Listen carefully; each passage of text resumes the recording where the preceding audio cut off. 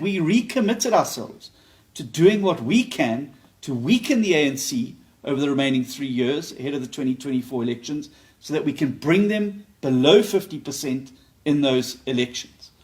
To that end, and with an eye on 2024, we will not be entering into any coalition agreement with the Economic Freedom Fighters, the African National Congress, or any other party that does not subscribe to constitutionalism, the rule of law, a social market economy, and a capable state, as well as non-racialism. These are non-negotiables for the DA. We learned to our own detriment what happens when you try and enter into agreements with parties that don't share these core fundamentals. And so we have committed ourselves to being parts of opposition majorities with like-minded parties with an eye on keeping the ANC out of power in as many places across South Africa. It is not the Democratic Alliance's job to save the ANC. That's not what our voters want. It's not what our mission is as a party. Now, I know there's a lot of commentators are saying, well, the DA's got to come together with the ANC. My reminder to them is exactly what happened in Zimbabwe when the MDC and ZANU-PF were forced into a unity government. All it did was extend the decrepit life of a liberation movement whose time had come and who the voters had decided needed to be removed from office. All it did was keep ZANU-PF in power and ended up significantly compromising the MDC. I repeat, it's not our job to save the ANC. Our job is to save South Africa. And the two are not compatible.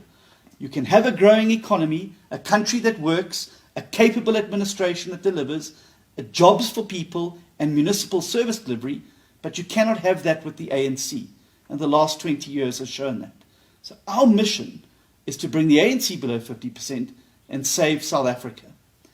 We also call on all other opposition parties to work with us in this mission to bring the ANC below 50% and start to build that new majority in South Africa so that we can start to show South Africans that there is a post-ANC world out there and that it can become a reality at a national level and a provincial level, just as it's become a reality now at a local level.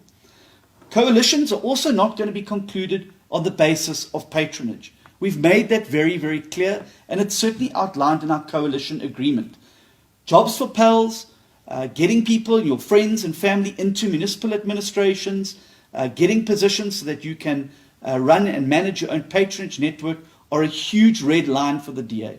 And we will walk away from any negotiation where people attempt to say to us, who should be the municipal manager, who should be this Section 57 manager. We're not prepared to go into government at all costs. And where we cannot conclude strong, stable, principled governments that deliver for all, we will be more than prepared to walk away, take our seat as the official opposition in those councils, and serve the residents of those municipalities as an excellent opposition, like we do in Parliament and legislatures around the country, because that is also a very important role to play. What we will also do from the opposition benches, if we're unable to form governing coalitions, is looking at cross-party cooperation. How can we form blocks within those councils on the opposition benches to have a united program of action with one aim and one aim only in mind, to improve service delivery and weaken the ANC heading into the 2024 elections.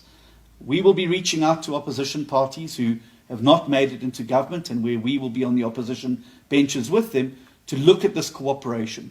We believe this is going to be essential to bring people who believe in the same things together, particularly as we start to build that new majority heading into 2024. We've reached out to Action SA, the Freedom Front Plus, the ACDP, and several other smaller parties as well, and we have put our positions on the table. We've put draft coalition agreements on the table, and we await the return of them to the table so that we can start to finalize and bring that stability to the governments. We remain committed to serving you and always acting in your best interests.